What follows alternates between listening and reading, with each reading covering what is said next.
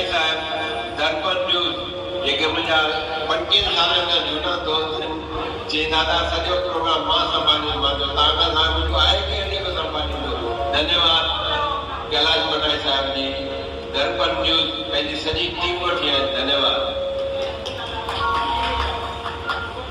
सच्चे दरबार साहिब की किशोराना के साथ भैया किशोर भैया जी भी हाजिरी माता ने कबूल करी। मेरे यहाँ में रखना मेरे शान में रखना।